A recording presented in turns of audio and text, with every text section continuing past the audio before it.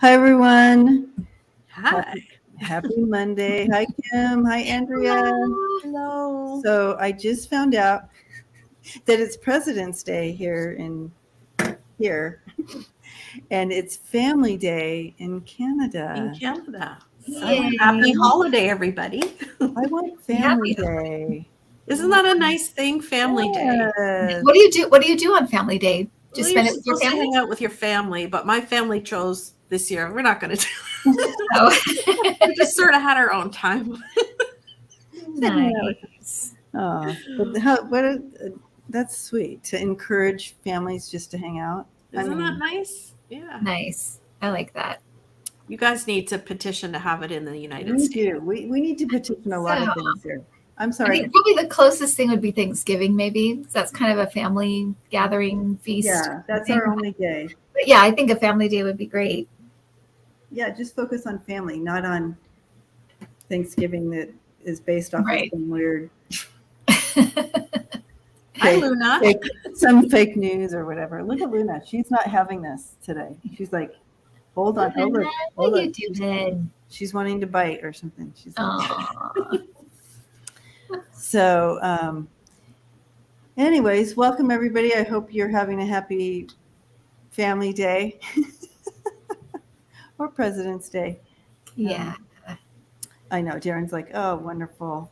Yeah, it's really neat. I love it. Yeah, we I are love it too. we are a little jealous of you, Andrea. Yeah. You know we are. It's a nice place up here. I got to be honest. It's pretty Yeah. nice in Canada. Awesome. Yeah, Sounds wonderful. we believe you. We feel it. We feel you guys. We feel the love. Oh, Melody says Australia doesn't celebrate family or president or Thanksgiving. Boo! Oh, boo, Australia. You need a day, Australia. All right. Well, without further ado, it is Monday, and empowering women empower women. And so we want to continue along that. And tonight's going to be a little different, a little fun. And we'll see what comes through. I really, there was some controversy around this, and so I'm hoping that the sisters come through with some truth here for us. So without further ado, everyone, let's dive in, and I'm going to go ahead and share this screen.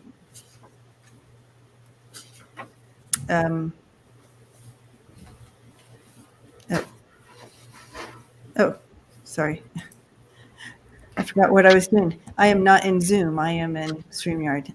I'm like, What is happening? What's happening? They changed the whole thing on me. Technology. Getting comfortable in my chair. Yes, Debbie's picked not just one person tonight. Yes. I'm excited about this. All right, so here I am sharing the screen. I did it. You did it.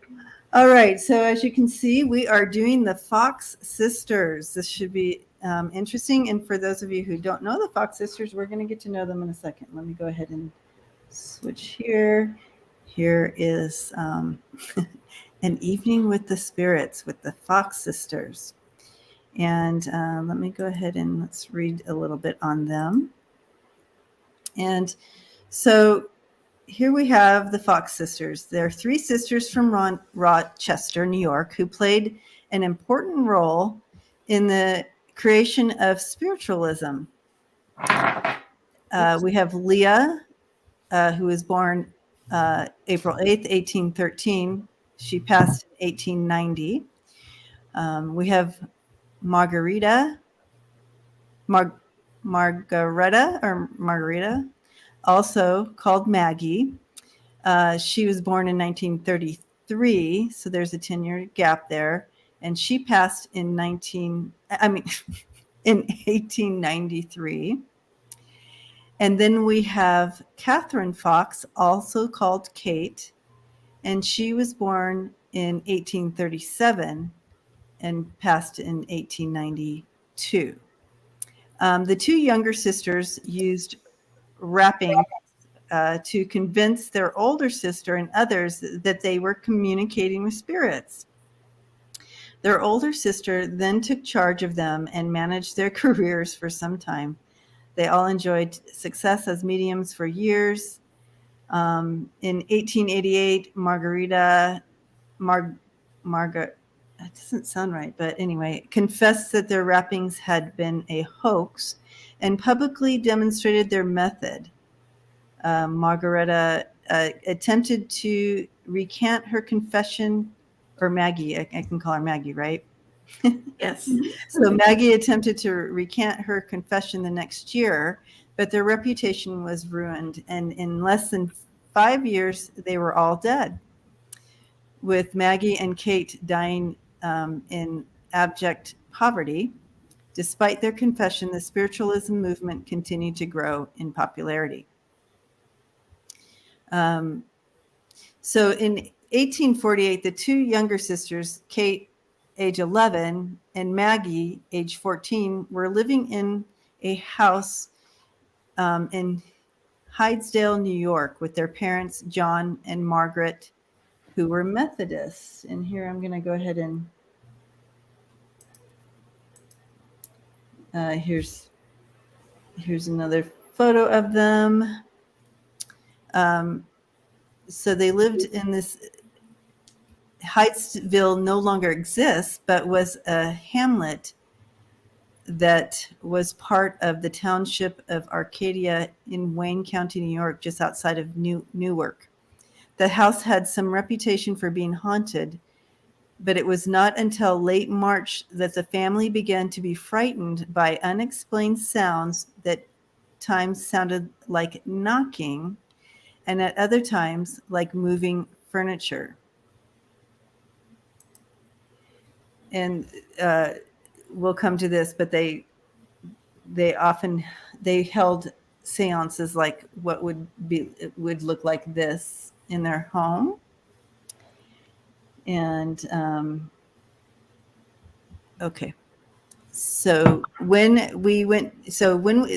a quote: "When we went to bed at night, we used to tie an apple to a string and move the string up and down, causing the apple to bump on the floor, or we would drop the apple on the floor, making a strange noise every time it would rebound.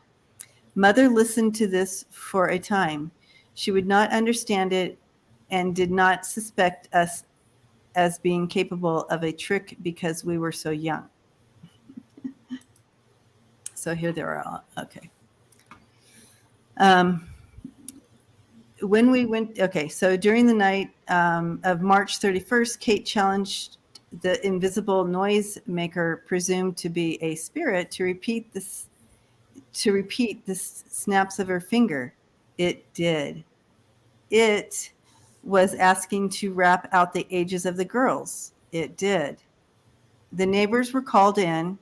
Over the course of the next few days, a code was developed where the raps could signify yes or no in response to a question, or be used to indicate a letter of the alphabet. The girls addressed the spirit as Mr. Splitfoot, which is a nickname for the devil. Later, the alleged entity created the sounds claimed to be the spirit of a peddler named Charles B. Rosna, who had been murdered 5 years earlier and buried in the cellar. In his writings on the Fox sisters, Arthur Conan Doyle claimed the neighbors dug up the cellar and found a few pieces of bone. But there was no person named Charles B. Rosna ever identified. So you can see it's like what, where's the truth there? The neighbors, were convinced that someone had been murdered in the house. They asked the spirits through us about it, and we would rap one for spirit answer yes, and not three as we did afterwards. The murder, they concluded, must have been committed in the house. They went over the whole surrounding country trying to get the names of the people who had formerly lived in the house. And finally, they found a man by the name of Bell. They said that this poor innocent man had committed a murder in the house, and that the noises had come from the spirit of the murdered person. Poor Bell was shunned and looked upon by the whole community as a murderer. Here's another picture, but it's kind of poor, blurry, but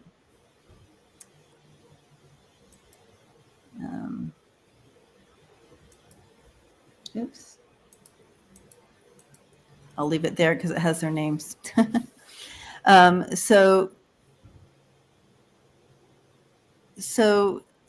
Kate and Maggie were sent to nearby Rochester during the excitement, and Kate to the house of her sister Leah, now married. Her last name was Fish. Maggie to the home of her brother David. The wrappings followed them. Amy and Isaac Post, a radical Quaker couple and longstanding friends of the Fox family, invited the girls into their Rochester home. Immediately convinced of the genuineness of the phenomenon, they helped to spread the word among their radical Quaker friends, who became the early core of the spiritualists. In this way appeared association between spiritualism and radical political causes such as abolition, temperance, and equal rights for women. So in 1849, the Fox sisters demonstrated their spiritualist wrappings at the Corinthian Hall in Rochester. This was the first demonstration of spiritualism held before a paying public, and inaugurated a long history of public events featured by spiritualists, mediums, and leaders in the United States and in other countries. The Fox girls became famous, and their public seances in New York in 1850 attracted notable people, including William Cullen Bryant, George Bancroft, James Fenimore Cooper, Nathan Parker Willis, Horace Greeley, Sojourner Truth, William Lloyd Garrison. They also attracted imitators. During the following few years, hundreds of people claimed the ability to communicate with spirits. Kate and Maggie became well-known mediums, giving seances for hundreds of people. Many of these early seances were entirely frivolous, where sitters sought insight into the state of the railway stocks or issues of love affairs. But the religious significance of communication with the deceased soon became apparent. Horace Greeley, the prominent publisher and politician, became a kind of protector for them, enabling their movement in higher social circles. But the lack of parental supervision was evident as both of the young women began to drink wine. So as the story goes, let's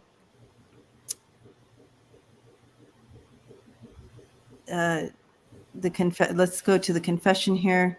In 1851, Mrs. Norman Culver, a relative of the Fox family, admitted in a signed statement that she had assisted them during their seances by touching them to indicate when the wraps should be made. She also claimed that Kate and Maggie revealed to her the method of producing the wraps by snapping their toes and using their knees and ankles. Over the years, Kate and Maggie had developed serious drinking problems, and around 1888 they became embroiled in a quarrel with their sister Leah and other leading spiritualists, who were concerned that Kate was drinking too much to care properly for her children. At the same time, Maggie, contemplating a return to the Roman Catholic faith, became convinced that her powers were diabolical. So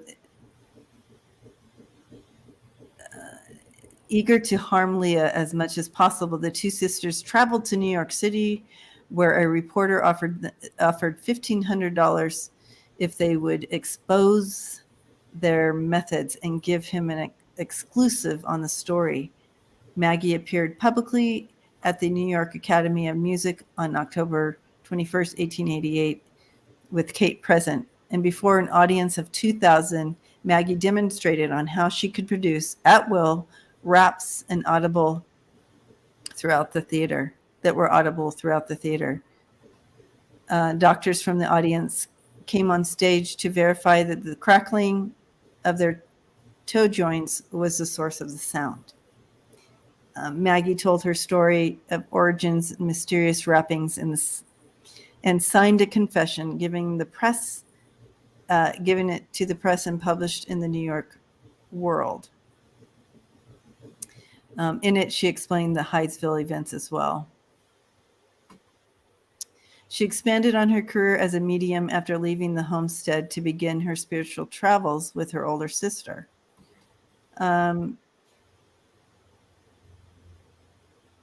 So they later, Maggie and Katie made a very strong statements against spiritualism. And the quote is that I have been chiefly instrumental in perpetuating the fraud of spiritualism upon a too confiding public. Most of you doubtless know. The greatest sorrow in my life has been that this is true, and though it has come late in my day, I am now prepared to tell the truth, the whole truth, and nothing but the truth. So help me God. I am here tonight as one of the founders of spiritualism to denounce it as an absolute falsehood from beginning to end, as the flimsiest of superstitions and the most wicked blasphemy known to the world. And this is Maggie Fox Kane wrote this. And Katie said, I regard spiritualism as one of the greatest curses in the world has ever known. So, they both, one had a husband that was kind of, let me stop the share. One of them had a husband that kind of influenced her to go this route of denying spiritualism, and the other one kind of found God or found and kind of was convinced in that manner against it. So it's still like, what really happened? Was there any truth, or because even though all this stuff happened, they literally were a part of birthing spiritualism. Now, I didn't know anything about them before I read on them and looked them up. Had you guys heard their stories? No. That I know. I did hear about the sisters that didn't like knocking, Mm-hmm. but it's so funny because when you started talking, I got the words cracking, joints, and bones. Okay. And when you got to that part, I'm like, oh, that's what they're talking about. It was their joints and they're in cracking the bones. And I also got the vision of Milli Vanilli, which that's my guides telling me that this was to me, it almost feels like it was there was some sort of talent there, and there was some sort of belief there, but the show part of it was fake. But that it wasn't all, there was parts of it that weren't fake and weren't phony. And but for the show part, that was fake, and that their guilt over time. It really bothered them.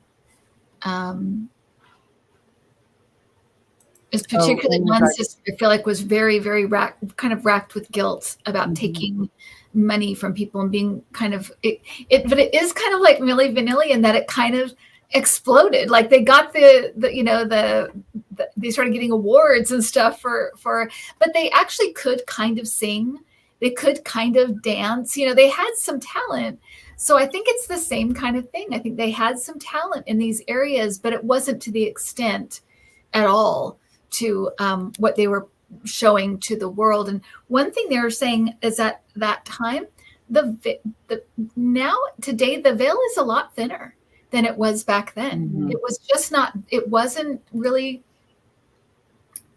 what they were doing just wasn't really possible. And that they also felt more guilty as they met people who actually were mediums and actually could do these things. And they really felt bad because it was like, oh, this is a real thing. People can really do this.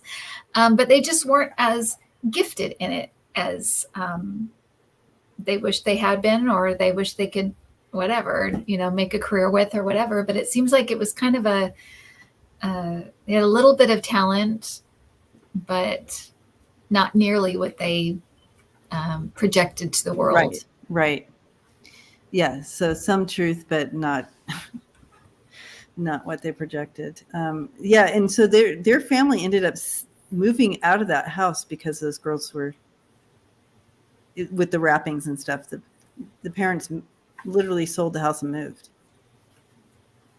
And yeah, when they were split up, right? They went to when they were like 11 and 14 and stuff. Their mom and dad sold that house. Oh gosh, because of it. So, I'm getting all kinds of action on these three. I don't know what's going on. Usually when we're tapping into someone, you can kind of just feel one thing. I feel many things. How did they even figure this out in the first place? Who introduced them to spirituality? Who introduced them to psychic powers? Who introduced them to talking to the other side? I don't think they're completely fake.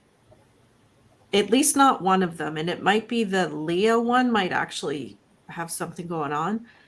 But how did they, I got goosebumps. How did they, I mean, if you're a 14-year-old girl, how are you inventing this? So they had to have some exposure to this topic, or they had gifts themselves and didn't know what to do with it, right? We know when we're younger, we have these gifts and we don't know how to explain it. No one else is talking about it, right? So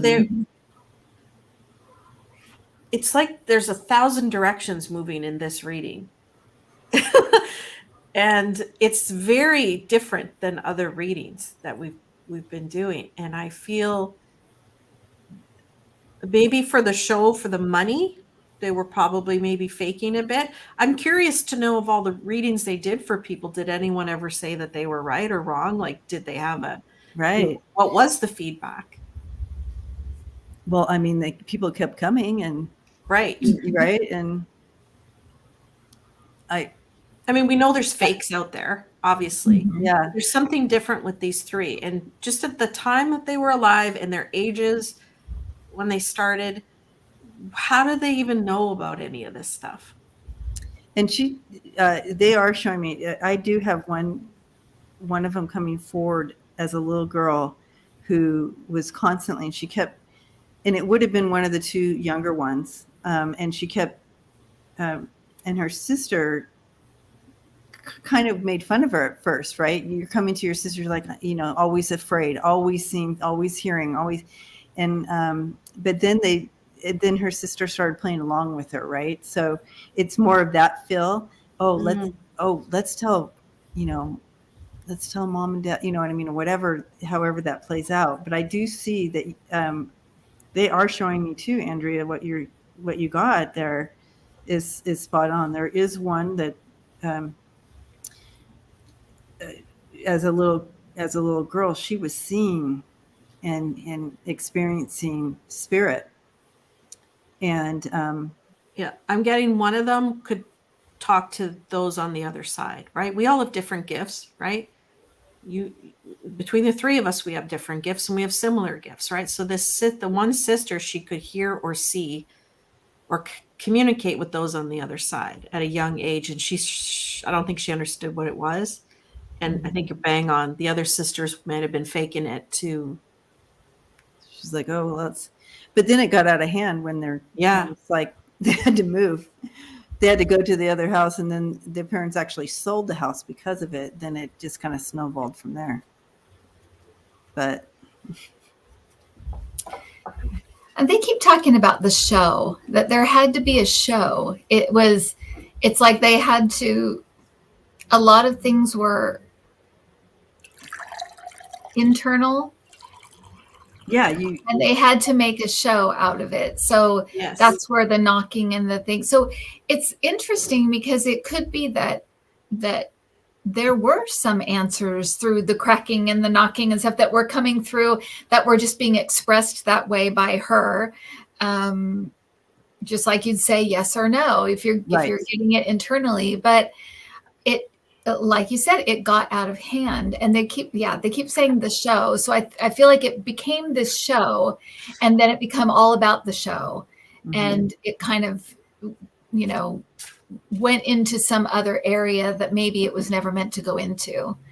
And if the other two didn't really have a gift, and the one did have a gift, and the other two were in control of this, let's say, the other one just went along, like, it's too bad, because if she really did have a gift, it, didn't get to be what it could have been. Yeah. It got sucked into the show and the money and the fame, perhaps, I do feel like one of them had a gift. It definitely started that way. And yeah. And yeah, so, like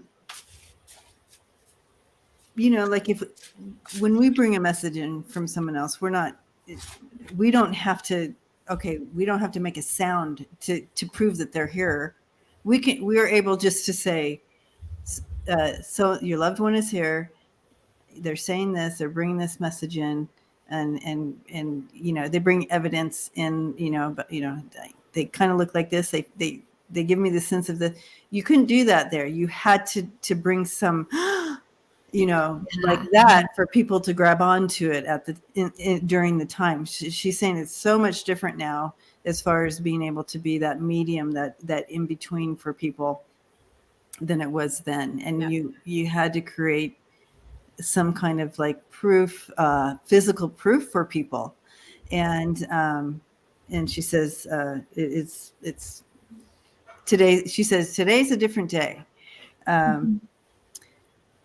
So they all were sensitive, she's saying, but the one little sister that kind of, at that beginning, she did have the stronger, like, seeing and feeling, like that.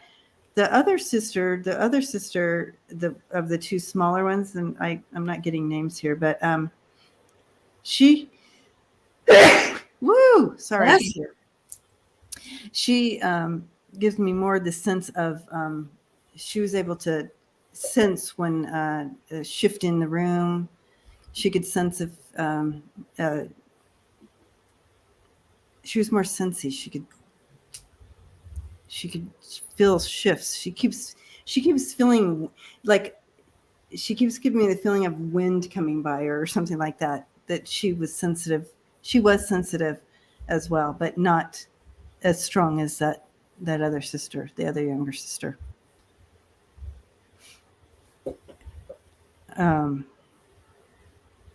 they have a manager? I feel like the older one is more. She's more into the consciousness. Like, opens up a whole nother consciousness here. This is a whole nother truth of who we are and where we go. And she had a different view on things, I feel here. I heard manager. Did they have a manager or someone who maybe? I think they finally did represent. Yeah, someone. There's something about that. Mm-hmm. Well, that's when they started drinking. Yeah, it's Yeah. not good. It's not a good vibe I'm getting with that word manager. Mm-hmm. Because then that's all about money, right? Putting on the show, getting the money, taking their money. They definitely lost themselves. They were too young. They were too young to be put out in front like that. And then when they found themselves, or they found their a connection. One was like more toward connection with God, and the other one was her husband, right? So that was more. They were. I don't know. It was like they lost themselves, and then they found themselves in this other, and that's kind of why they. Because I was asking why would you. It's one thing to come out with the truth of kind of what was happening, but there was a better way to do it that wouldn't try to crush the whole spiritualism.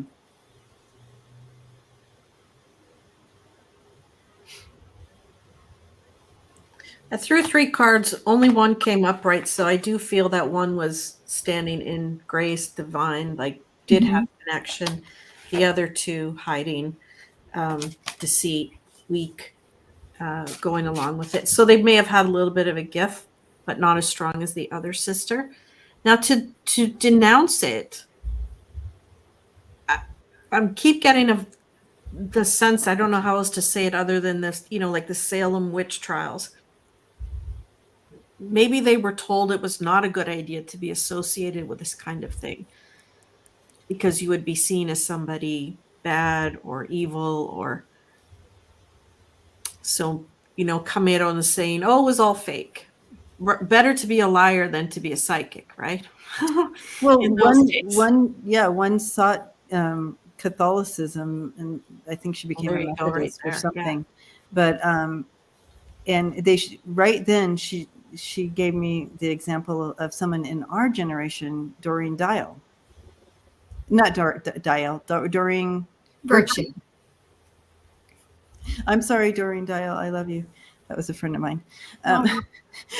She's passed. But Doreen Virtue, where, she was like the queen of cards, and her oracle cards, and even tarot decks. But they were all angel oriented. But she then completely came forward and denounced it and said it was of the devil. Where does that come from? But they're giving me that example, current day example.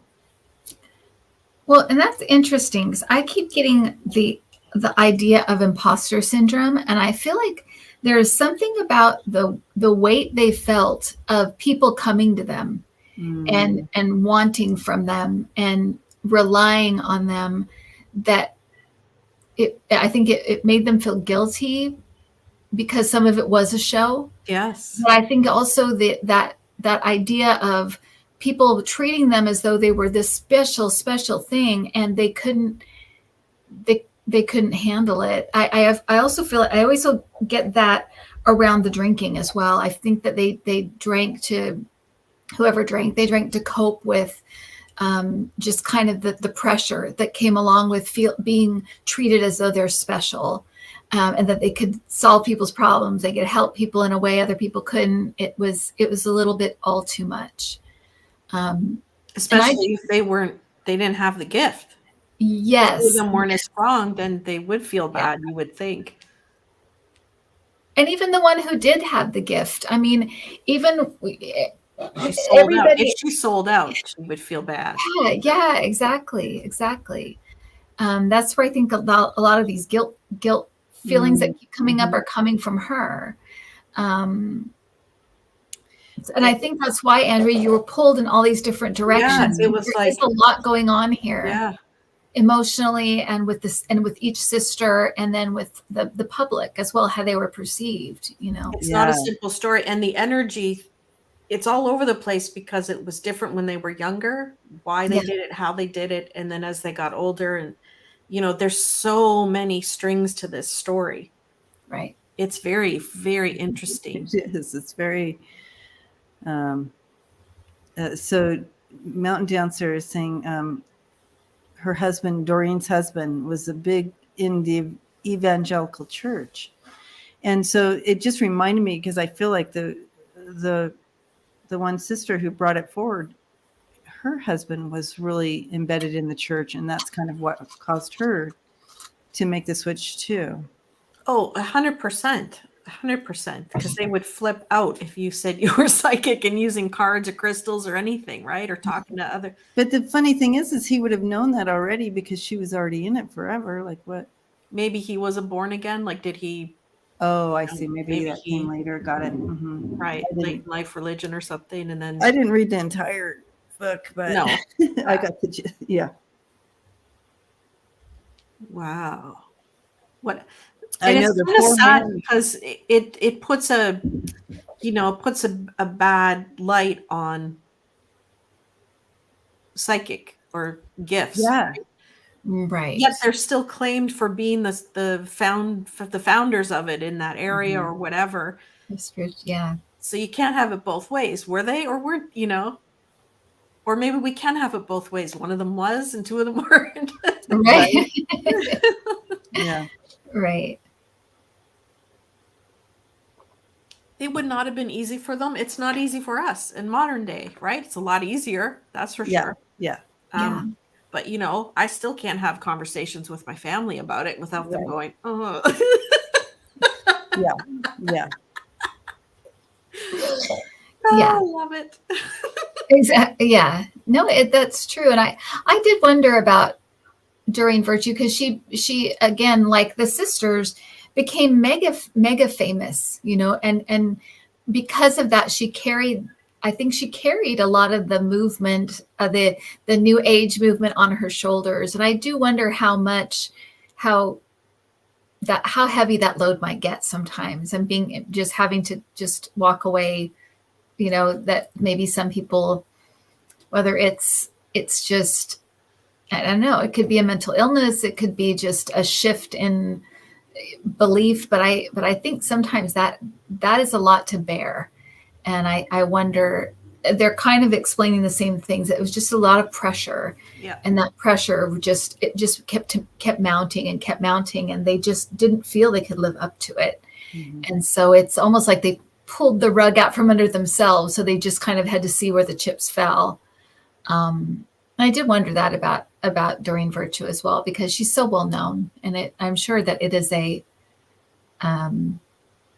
it's a heavy torch to carry, for such a long period of time. Yeah, it's sad. It's sad. Because I think it hurt a lot of people. It made people really feel, the people that she brought into the movement, I think, felt betrayed, felt hurt. And I'm sure people felt this about them pulling out as well, and coming clean or whatever. I'm sure there was a lot of just betrayal felt. Oh, 100%. They don't feel proud of what they did to me. They feel like they were explaining, trying to help us understand. But I feel like there's a lot of sadness and a lot of, not regret, but a lot of,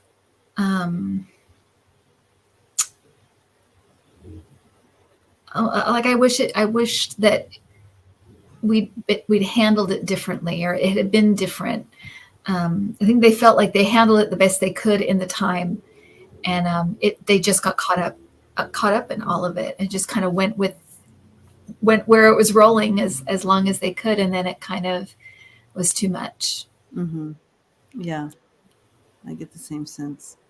So a good thing that came out of it was Lily Dale was founded a couple of years after the sisters passed. So the movement continued, and it's still, Lily Dale is, if you haven't heard of it, is in New York, upper state, and still a very spiritualist community. Still a working spiritualist community for sure.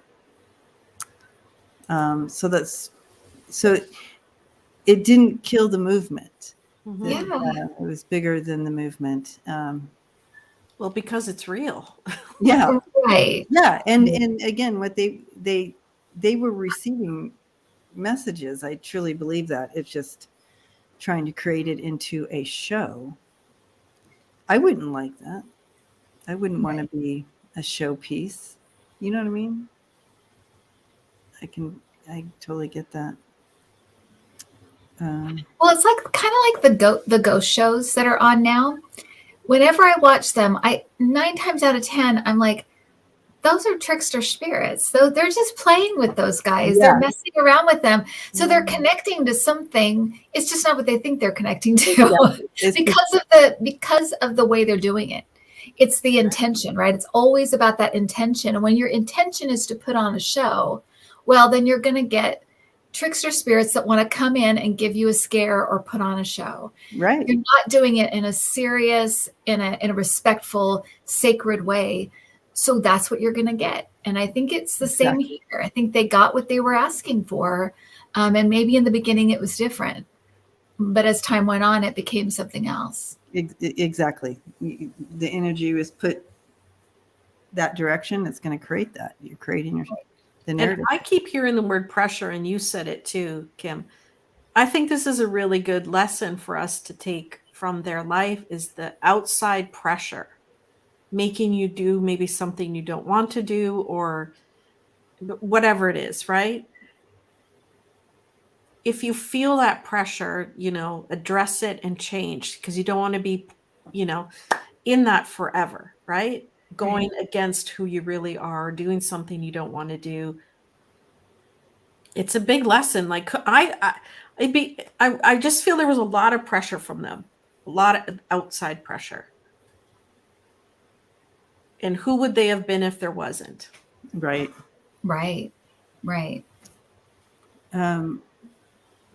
You got to be true. Like I say, I can go to sleep at night, right? When I lie down at night, I can sleep with a clear conscience. Yeah. You know what I mean? So if you have a situation where it's causing you pressure and it's making you do things and you can't sleep, then you need to change that. Right. So to the family here, do you guys have any questions for either the sisters or just in general in regards to what we're talking about that we can dive into together? Paisley says, YouTube pressure. YouTube pressure.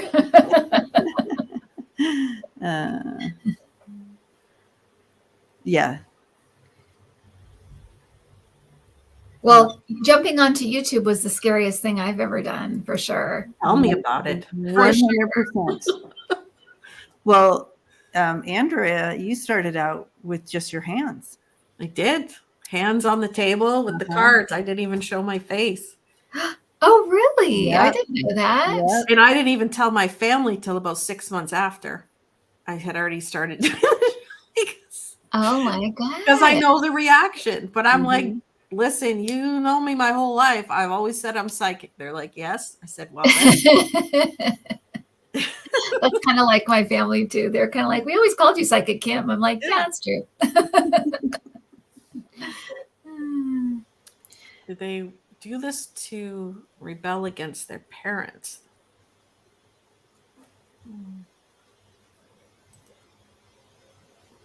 I don't see a good relationship with their parents.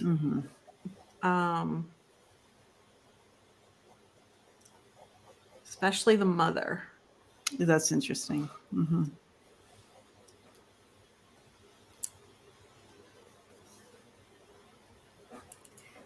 So I feel like it started with things that the younger one wanted to understand, like trying to understand certain things, trying to explore and understand, and experimentation of some kind. But that's what I'm getting as far as how it started or why it started.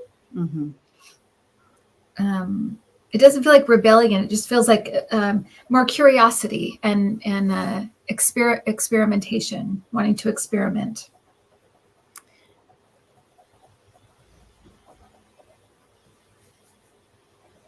And I'm also getting that, there was activity in that house.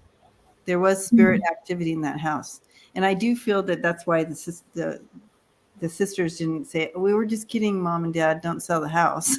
Right. Because there Right. really was activity there. Now the knocking and all that, when they were playing and bringing, that may have been more of just trying to, because the mom wanted proof or whatever. They're like, okay, we'll show you proof because it really is happening, Yeah. And Yeah. then it just snowballed from there. They're like, oh, this okay, like that type of feel to it. No, it started in like a good place of like wondering, curiosity, what's going on here, and as they got into the more trickery and that kind of thing, it just got out of hand. It was used in a more entertainment way, getting attention and that kind of thing.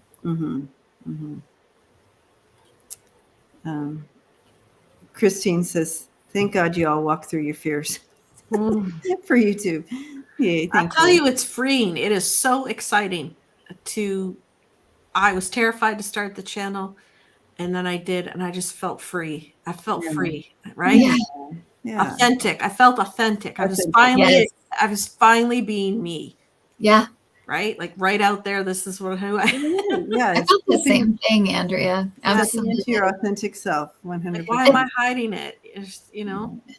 And it shows you too how scary that is, whether it's declaring who you are, your sexual orientation, or what you want to do for a living, or who you are psychically, or any of those things that you feel like may or may not be accepted. It's really scary, but it's worth the risk of doing it. Exactly. Really, and overcome what others expect from you and step into who your true self. True self. Because what else are we doing here? Yeah. Right? Like, right. What else? Why we're here on Earth to figure ourselves out and express ourselves.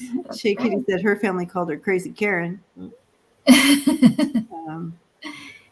And Darren says, my dad used to tell me, you're too sensitive. So I replied, you are 100% correct about that, Dad. Yep. There you go. Go with the resistance. You always win. How do they feel about the changes they see, like this show for one? How would they see, like, currently?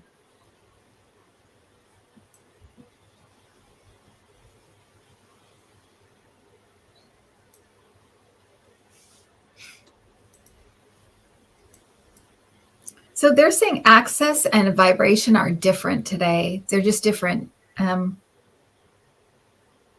that's why it's mainstream. It's getting more mainstream. More and more people can do it, access it. But it's the change in vibration and the change in the veil, Less stigma. I mean, there's still a bit, but there's less. It's more open conversation now.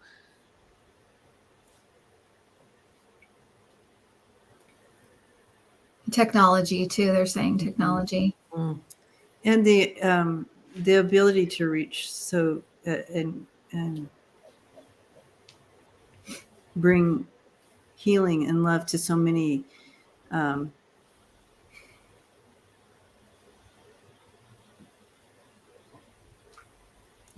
greater reach. There's a greater reach now with the technology. I think you're right, Andrea, that's right. Because not only can you, as a psychic, connect with people who want answers, but psychics can connect with psychics now on a global scale. Mm-hmm. That's unheard of. Right. And that was never happening. Right. Now we can have conversations with.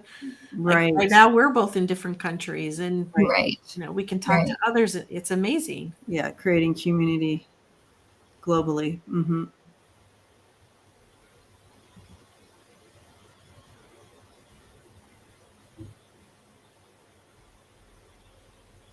Yeah. And there's more legitimacy with that. With viewers being able to watch and learn and see that it's real, and the readers being able to, or psychics being able to connect with each other. Mhm. It gives them more validity because there's more of us together talking about it. Right. Yeah. You're not being shunned in your local community, of what, 1,000 or something in the old days. We're all talking about it. Mhm. We can't all be wrong. We can't all be faking. That's just not logical. That's similar to what I was getting, that it's just being able to talk about it, ask questions, say, I'm going through this. Are you going through that? Just almost like matching, matching each other's notes, yeah, just that, having that, those things in common. It's just different today. Yeah. Mhm. So different. Darren, do you think people have an NDA? In- NDE, I mean, NDA, NDE, so near-death experience are often psychic. Yes, I do. Mhm. And I think if they've had more than one, they're even more connected. There's I think it's because they've, been right there in the veil, or, when they cross over but come back, they don't completely die. They come back, and I think not all, maybe, but some make some kind of connection in that and become more psychic, or have a different view of things afterwards. Well, I just think whenever I think about NDEers, I always think that, one of the hardest, when we do our classes, one of the hardest hurdles. Everyone is praying for you. Oh. So. Oh, right. So it kind of probably close you in that box, right? Oops. But one of the most, when you're an NDEer, what I think of with NDEers is one of the most difficult hurdles we talk about in our classes is that just believing it, just getting past that, just trusting your guides, trusting that what you're getting is a message. And I think once you've had an NDE and there's no doubt anymore, that there's something, I think that is a huge hurdle to go over. And I think when you have an NDE, that or doubt is erased, you were there, this happened, and this is what, because it's not like a dream, it's not like something you can deny. And so I think just that alone, you would have just more access and more trust in your gifts and in what you get and what you hear, just that alone. So absolutely, I think if they weren't already highly psychic, I'm sure when they come back, they have that opportunity to come very, very in touch with their gifts. Well, it's been pierced. They know they've been right. It's now open to them, and talk about thin veiled. Mm-hmm. That's awesome. Okay, sorry, it's on me. I'm like, next, Andrea. I was done. Next.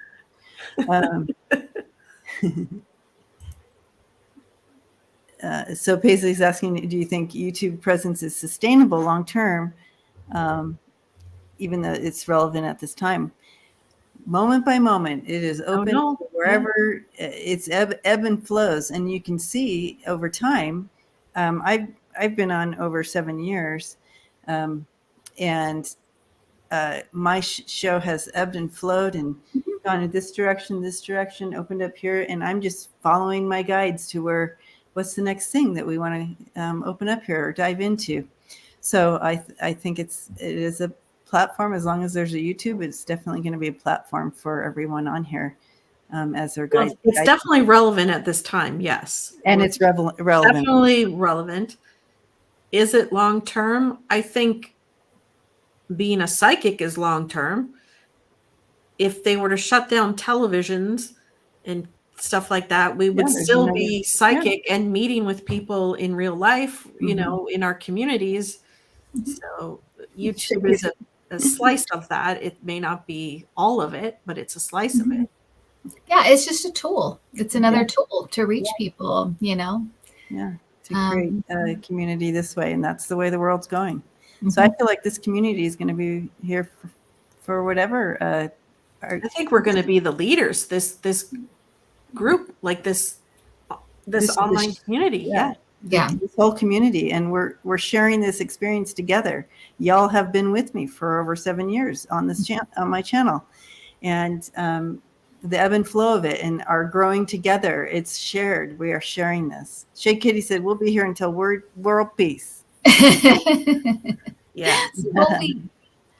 Absolutely. And let's see. I think we have one more question here. Faye is asking. And are gifted. Have any of them returned? Have any of them returned yet? And are they gifted this time around as well? It's weird. I don't think they have. I don't either. But that's just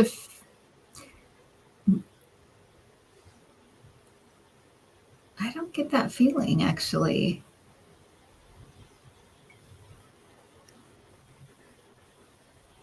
The thing I do feel is that they are together, though. I feel like there's something about their souls that are very connected and together. So I think if they do return, they'll come together. That is one thing. I see them all like arm in arm. So Yeah. I don't think they fully crossed over, if you know what I mean. I don't think they fully crossed over. I think they're somewhere in between. Oh. And they're together. Uh-huh. And that's what I'm vibing, and that's why they haven't come back. And is it interesting? Interesting. Oh, they want come knock on my right? Like maybe they're vibing that sort of in between vibe right now, and they're just kind of hanging there. I don't know. It's a strange sister set. Well, I do get the feeling that, and maybe this is why they came up today, because I do feel like they're still working it out. They're still trying definitely. There's a lot of that. Mm-hmm. Yeah. And so maybe they're in a space where they can still work on it. Yes, that's okay. So they're like still reviewing their life or dealing with their life, or like they haven't fully, you know how you graduate and then you're over here now. Yeah. I think they're still in there. Yeah. Oh, I'm getting the chills on that. Mm-hmm. Yeah. You know, they're not at a point where they could come down again because they still have to evaluate their life or tone or whatever it is. Yeah. Yeah. Yeah. Come to terms. But it's so weird though, because I feel like this helped. I feel like this is why one reason they came into you, Debbie, is because I feel like this did help. This helped them to kind of almost like deal with it through the earth plane, you know, talk to the earth and deal with it. Yeah. And we have an opportunity as spiritual people to send them love and light, and to send them healing, and allowing them to take inventory of their lives, and wherever, because there's no judgment here. It's on themselves as you review what your choices did and how it affected others. You're working through that and coming to understanding and like that. And it's things that you want to change in your, like, oh, I want to change that. Well, I think that we can, as a group, just send them some love and light and healing. And ask that they can fully cross over and, you know, go into the light and understand their life and learn from it and get ready to do good things when they come again. Yeah, no regret. No, there's nothing to change here. Right. You know, look where we're all at. Look where I just feel like things got lighter. Mm-hmm. Got lighter. And imagine they've been hanging around, if that's true, in that kind of whatever state for 100 years or something. It's about time for them to be released and forgiven if they made mistakes, to be forgiven. We understand, you know, and forgive themselves. You know, absolutely. It's interesting because I do feel a couple of them, they took some fear with them, and so they had this idea of what would when they, and so they it's like almost like they're shifting their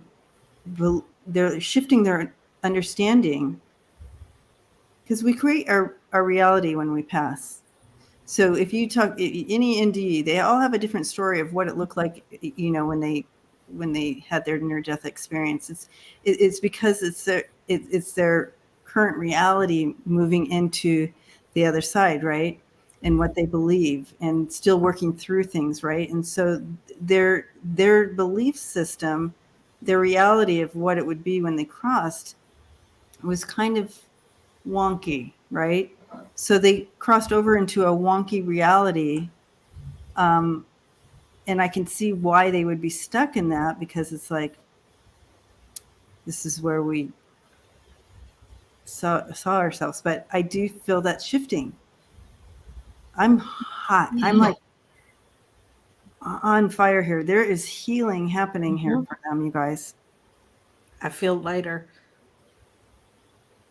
I mean, my goodness. And then anyway, I don't know. I was just having a thought. If people are caught in this in between, does that energy affect us on Earth, right? Because we're all one.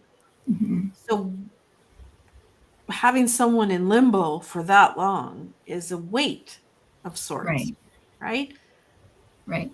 And I just want to make sure people understand. I'm sure they do, but that it's not that they're stuck. It's like that's where they think they need to be, right? Because either like you said, there's fear going on, or there's guilt still happening, or feelings of they need to forgive themselves or whatever. They think they belong there, and it's kind of like, no, they can go on now. They really, they deserve to, they need to, and I think you're right, Andrea. I think that there's something that opened up,